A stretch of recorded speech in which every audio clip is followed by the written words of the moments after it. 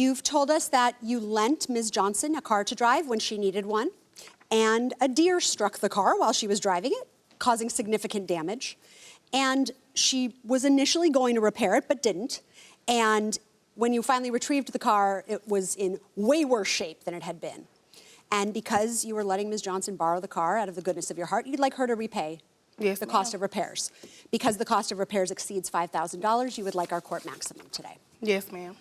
Ms. Johnson, your defense is pretty simple. These incidents were not my fault, so I shouldn't be in charge of paying for them because I didn't cause them. Yes, ma'am. You also have said that you believe that the plaintiff should have had proper insurance at the time because if she did, maybe some of the repairs would have been covered by her insurance. Correct. Ms. Melton, tell us how you know Ms. Johnson. So I met Mrs. Johnson in 2018. We used to work at a call center together. We became very close to the point where my kids identify her as auntie. We have been together for the last 7 years through a lot of things, through my mother's death. Instant best friends. Instant. Okay. I would say sisters, because we identify as God sisters. I took upon myself when I relocated from North Carolina to Georgia, I took her with me and my children. Okay. With nothing. I asked her for nothing. I just said, come on, you're going through life struggles. Let's start over. Okay. Ms. Johnson, so what happened that caused you to need a car? So for the last couple of years, I've been going through a lot. I lost my dad. I've been losing people and trying to get my life back on track. So I had a Chrysler 300. They came and got it. I was like 2 months without a car. We ended up going somewhere. She was like, well, I'll let you use my mom's car, being that you don't have one. All right, what happened with a deer in the car? So one night I was going to the store, and where I lived at isn't really a lit area, but you have a dark area. So as soon as I come out and take a right, the deer comes and hit on the left, like ran directly into the car, like boom. I instantly called her. I was like, hey sis, a deer hit the car. You know, he ran into me because I was clearly going and he I can tell already we have a dispute. Did the deer hit the car? Did the car hit the deer? Either way, someone's gonna have to pay for this car. Right. All right. I can't prevent a deer from hitting the car. So because she's my sister, I said, okay, I'm not worried about it. I'll take care of it for you.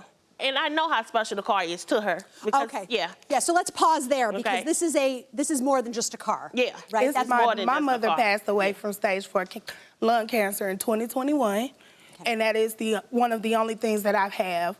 I decided to relocate to Georgia. I sold both homes that I own in North Carolina and moved to Georgia.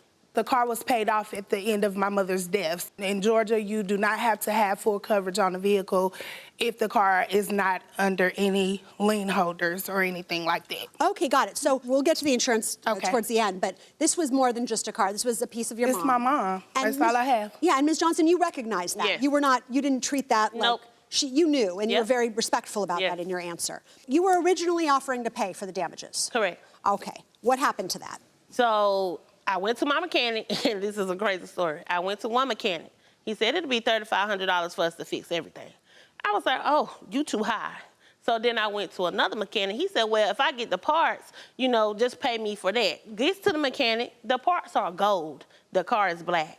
He was like, I asked him, I said, are you gonna paint the car? Like, are you gonna match it? He was like, no, we're gonna have to leave it gold or you're gonna have to pay the extra to paint it.